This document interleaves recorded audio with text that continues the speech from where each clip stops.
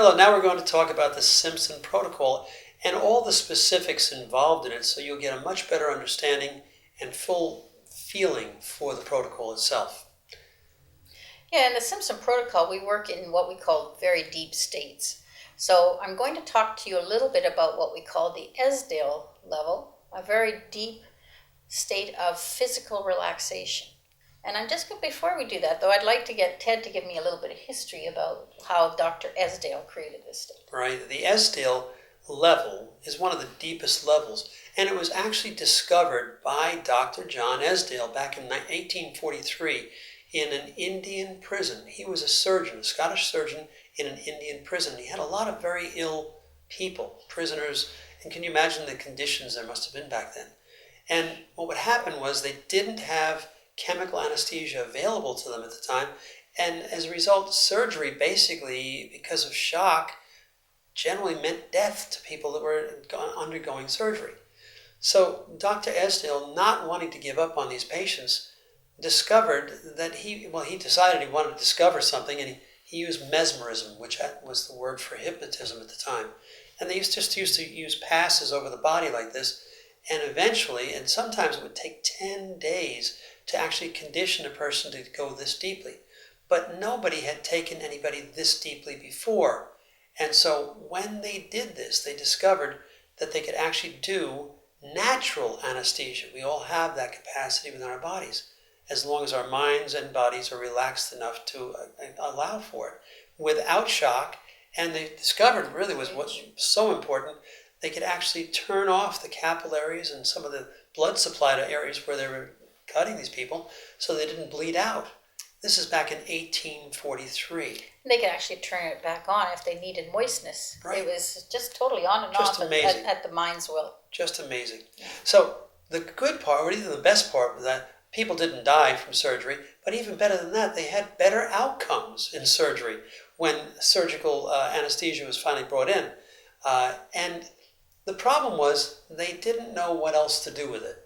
But they were doing surgery with it, and in most instances it worked fine. Eventually they started to use it for childbirth as well. But it really had no interactive usage at all. And it became sort of an anomaly. It wasn't used much until it started showing up again in stage acts in vaudeville in the 1890s and early 1900s, when a stage hypnotist would be hypnotizing somebody and suddenly they just snap right into this position where they just wouldn't move. And no matter what the hypnotist said or did, they just wouldn't come out. So they didn't know what was happening. Those poor stage hypnotists must have been pretty scary for them too, yeah. Right? Well, the funny part is because they would otherwise spend the night in the hoosegow, they would keep a car running at the side entrance to the stage door so that if this happened to them, they could run to the car and take off for the next town. And that's where the myth comes from. Right. The stuck in that you hypnosis. get stuck in, right? And yeah. That myth has been hanging around a long time, and it's just not true.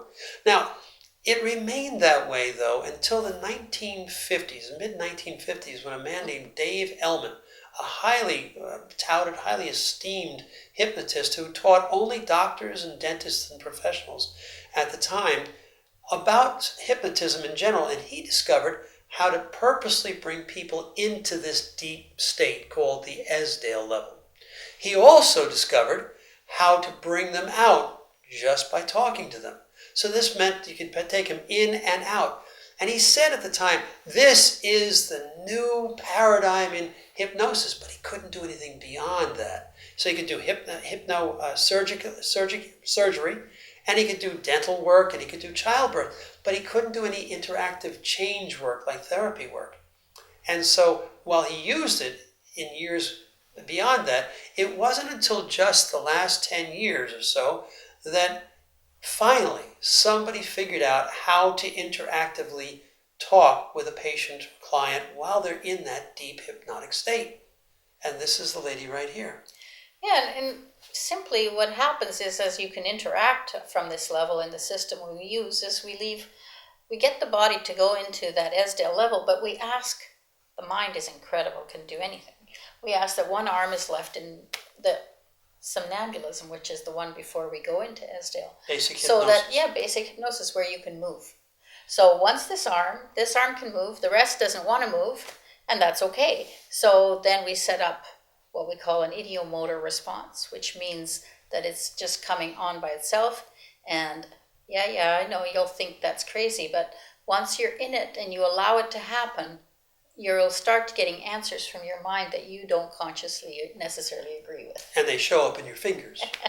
So we set a yes and a no finger, and I speed it up to the point where the conscious mind can't keep up, because the conscious mind can't think of very much things at once with some kind of small amounts of information. And the rest of the mind is incredibly quick. So it can move those fingers faster and easier than your conscious mind ever would. Just like when you used to drive, you had to first think about moving the gear shift and everything. But if you had to do that forever, you wouldn't You get very tired, actually. You get very tired. You couldn't do it.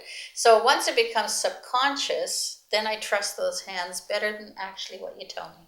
Because it's coming from a deeper level of mind and coming straight through the fingers. Yeah. And so you're getting answers by simply raising one or the other finger for a yes or a no.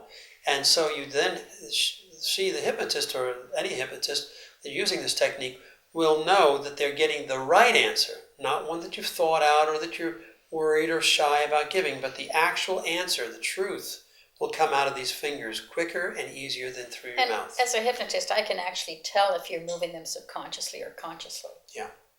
So once we do all that, we can then go and take you to the very deepest levels. And the important part of this, the most important part, is the deeper levels become the launching pad for you to go to every other level of mind and to the highest state of mind where guidance exists. Why don't you tell that me inner guidance.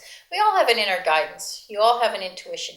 You all wake up in the morning with a problem that you thought of the night before and it's solved in the morning. And that is coming from your own mind. It's that inner guidance. It comes there. So the inner guidance in those higher levels can run the whole show. All I have to do is be there and lead you through it. Now, always asking the mind if it's okay to do it, so it's totally in charge. If it says no, we don't do it.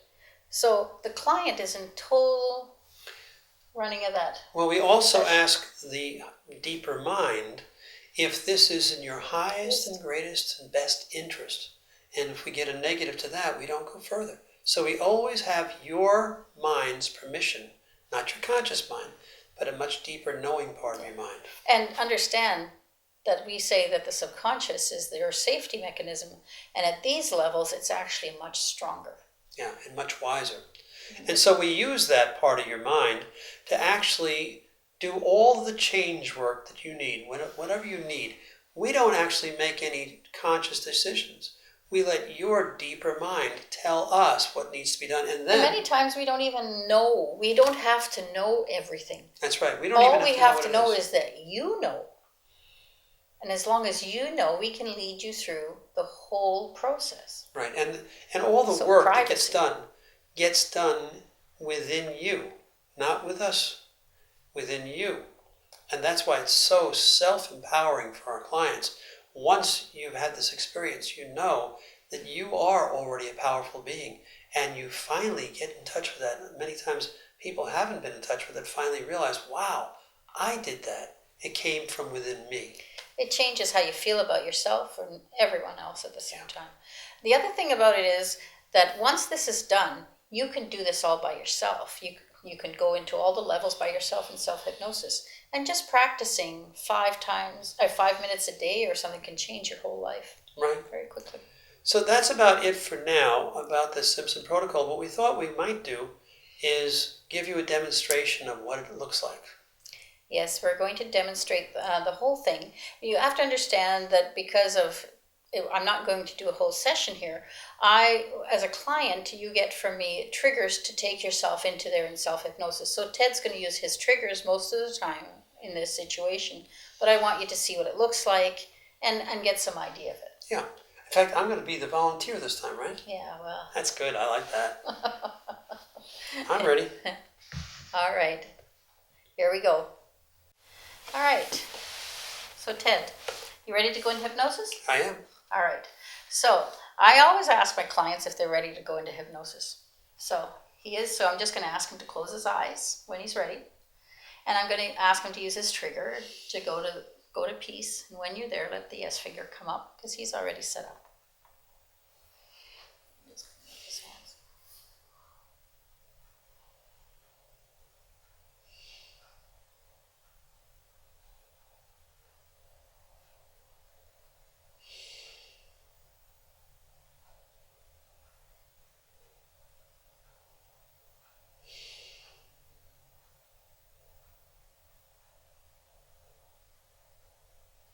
So this is the level where we would set those fingers up like I told you. It would be very simple. And we also show him that he's in hypnosis, and that'll happen with you. Your hypnotist or I will show you that you're in hypnosis because he's actually, if you're this here as a client, you might just feel that you're relaxed. So we prove to you that you're in hypnosis, and from there, now we're going to go to that Esdale level. And all I have to ask him is to think the word deep. And the yes finger will come up when he's there.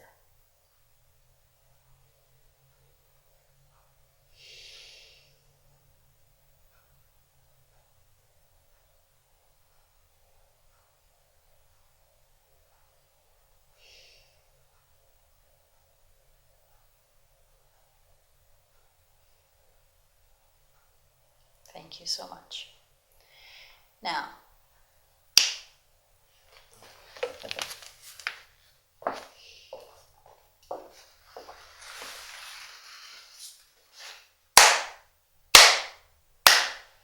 there.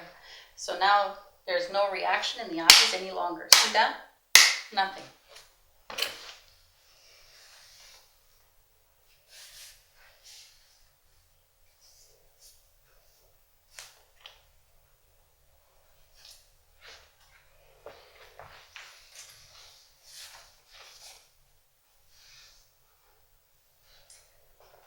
So now I could move this finger like this and bend it, and these would all stay where they're supposed to, like that.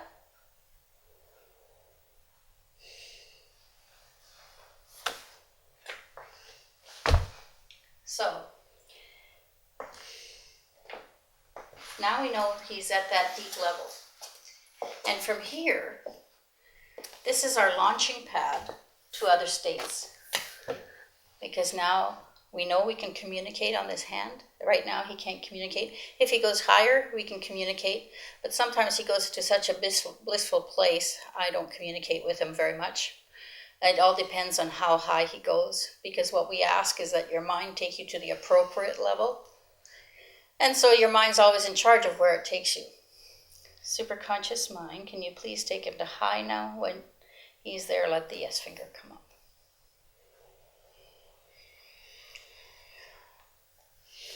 At that level, we'll see if it's a talking time or if he's looking too peaceful or too blissful. I probably won't bother him.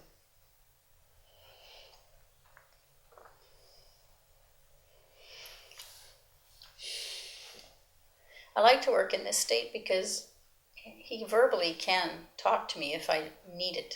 I still communicate mostly through the fingers because it's not, you don't like to. It's such a pleasant place. You'd rather not have to do that.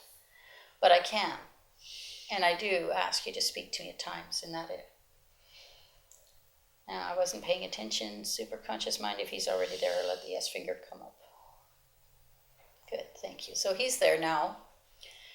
And he's pretty enjoying it pretty good. So I'm just going to talk to you a little bit about else. From here, we can do the work here. So if you were coming for a phobia or anxiety or anything, doesn't matter. This is where I would be working from, because as you have that inner guidance, you feel totally supported and you're not by yourself, because it's like your two parts of you are there, that higher part of you, that higher mind, and you feel totally supported in that place. So from here, superconscious mind, can you go to physical healing, please? When you're there, let the yes finger come up.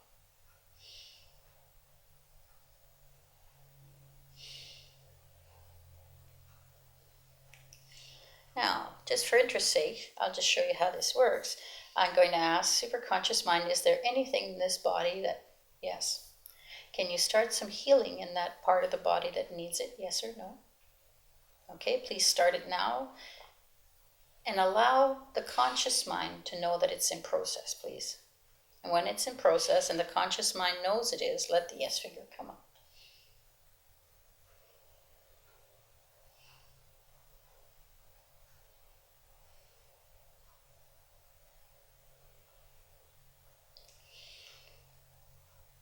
Sometimes I hold hands with my clients like this because thank you, as I'm looking up, I can't look at his hand at the same time, and this way I can tell if there's a movement.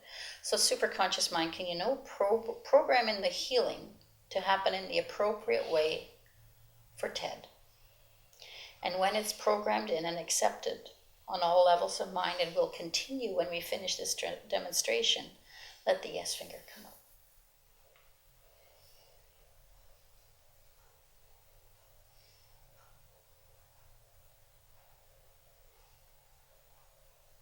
I'm going to hold hands again. So sometimes this can take a couple minutes.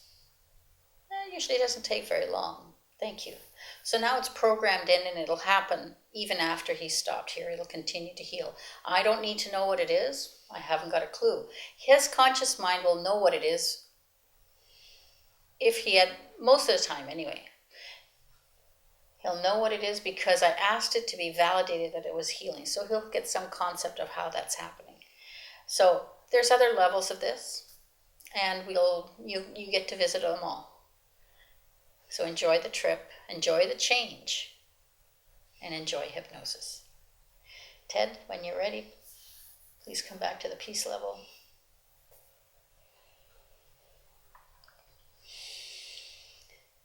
And when you're ready, just emerge yourself, please. So the whole part of the Simpson protocol is empowering you to do your own work. We just lead you through it.